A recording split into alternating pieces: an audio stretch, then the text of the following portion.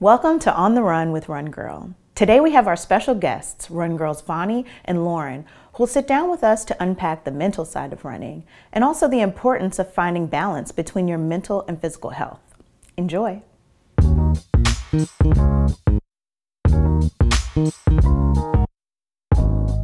No, I do. I do definitely struggle with just like having my time versus the time for everybody else. So it's I'll say to myself, you said this morning that you're gonna knock out 2 miles, but you really don't feel like it. And so some days I do, I'll jump on there and I'll feel amazing, once I get started. I think the hardest part is getting on or starting the run, and then once I'm in there, I'm I feel good. But then some days I'll get on there and I'm just, the whole time, I'm just you probably should have just taken today off and just kind of restart it, the next day. Yeah.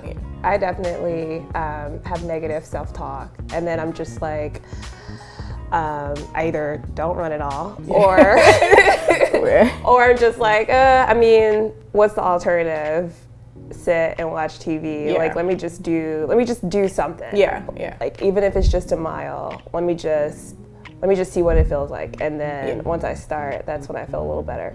But yeah, and when I also catch myself doing negative self-talk, I will take a few days off, and because I'm just thinking to myself, maybe I need to take a break so I can appreciate it a little more. For me, I don't think I can speak to injuries, knock on wood that I haven't had any related to running, but I can say, on the other side of motherhood, my body is totally different, and so there's times where I thought that I can jump back into running I did before, and so I had to really impart grace on myself that my body isn't the same.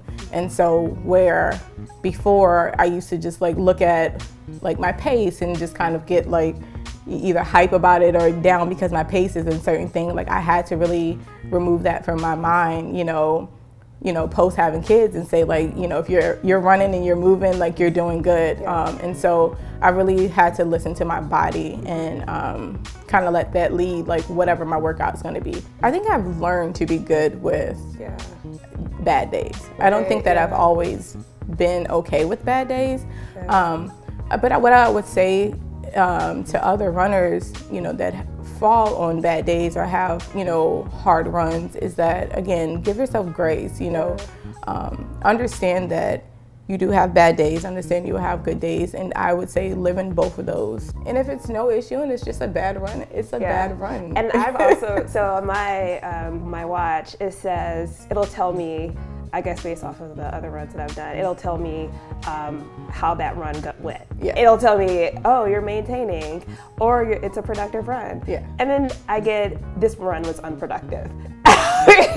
Funny story, I actually had to take my watch. I stopped running with my watch. Because I think, again, when it's good, but when it's bad, it's bad. And it's when I started to really realize that I had to adjust my reality as it related to running, having my watch on sometimes didn't lend to a positive run, right?